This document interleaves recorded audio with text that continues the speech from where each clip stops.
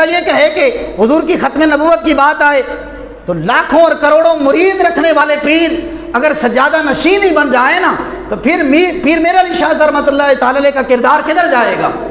چاہیے تو یہ تھا کہ آپ اپنے آپ کو گولڑ شریف تک محدود رکھتے، لیکن نہ جب حضور کی ختم نبوت کی بات آتی ہے تو پھر آل نبی اولاد علی میدان عمل میں آتے ہیں۔ پھر آپ صرف گولڑے تک محدود نہیں رہے، آپ نے بادشاہی مسجد میں جا کر لوگوں کو بتایا کہ جب ختم نبوت کی بات آئے نا تو پھر آل نبی حجرہ نشین نہیں بنتے، میدان عمل میں آیا کرتے۔ آپ نے اس کو للکارا، آپ نے کہا کہ تو نبوت کا دعویٰ کرتا ہے، میں نبی نہیں، نبی کے غلاموں کا غلام۔ اس نے کہا جی تقریر سے بات نہیں بنے گی، تقریری مناظرہ نہیں ہوگا، تحریری مناظرہ ہوگا۔ بھئی آپ بھی لکھ کر دیں، میں بھی لکھوں گا۔ آپ نے فرمایا کہ ٹھیک ہے، اب میری بھی ایک شرط ہے، تو کہتا ہے نا نبی کے معجزے ہوا کرتے ہیں، نبی تو درخت کی طرف اشارہ کریں تو وہ چل کر حضور کے قدموں میں آ جایا کرتے ہیں، حضور کے ہاتھوں میں کنکریاں بولا کرتی ہیں، حضور کی انگلیوں سے چشمے جو ہیں وہ ابل پڑتے ہیں۔ میں نہیں کہتا کہ میں نبی ہوں، میں نبی کی اولاد میں سے ہوں، لیکن میں یہ کہتا ہوں کہ میدان عمل کی جب بات آئے گی نا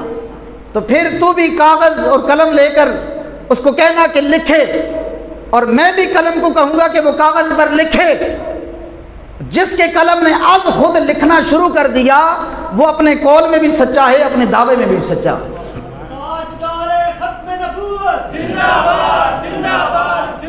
میرے منیر کے اندر یہ واقعہ موجود ہے۔ حضور پیر میر علی شاہ صاحب رحمۃ اللہ تعالی علیہ نے جب اسے یہ بات لکھ کر دی نا کہ یہ کر، یہ شرط منظور ہے، پھر اس کی جرت نہیں تھی نا کہ میدان عمل میں آتا۔ پتہ ہے کہ میں اپنے قول اور فعل میں جھوٹا ہوں، میں تو فرنگیوں کا اگا ایک پودا ہوں،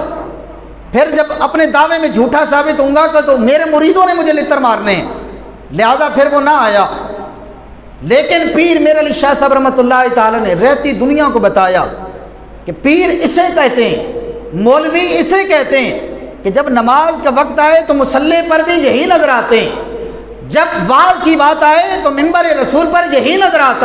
آتے ہیں، حضور کی ختم نبوت کی بات آئے تو میدان عمل میں بھی یہی نظر آتے ہیں۔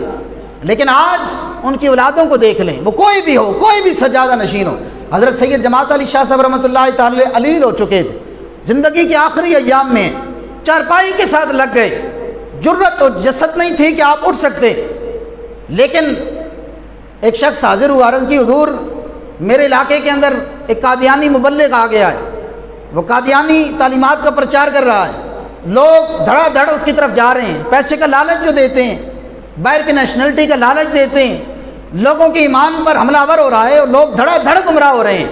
تو حضرت سید جماعت علی شاہ صاحب رحمۃ اللہ تعالی علیہ آپ نے یہ نہیں فرمایا کہ میں تو بس چارپائی کے ساتھ لگ گیا ہوں، جانے کی جرت اور جسارت نہیں، آپ نے مریدوں کو فرمایا کہ میں وہاں جاؤں گا۔ عرض کی حضور آپ اٹھ نہیں سکتے، فرمایا کہ میں نہیں اٹھ سکتا نا، میری چارپائی تو اٹھ سکتی ہے، لہٰذا مجھے چارپائی سمیت اس علاقے میں لے کر جاؤ۔ پھر آپ نے وہاں جا کر لیٹے ہوئے خطاب کیا، لوگوں کو بتایا کہ ختم نبوت کیا ہے۔ علماء نے تو اس انداز میں کام کیا ہے۔ آج جب میں اپنی طرف لوگوں کی طرف دیکھتا ہوں، میں نے کہا ہمیں حضور کے کھانے کی ساری سنتیں یاد ہیں، ٹھیک ہے جی،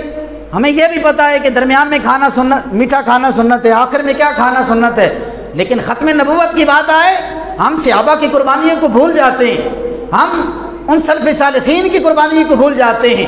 ان لوگوں کی قربانیوں کو بھول جاتے ہیں کہ جن کے نام کی نظر و نیاز ہم کھاتے ہیں، جن کے نام کے لنگر ہم کھاتے ہیں۔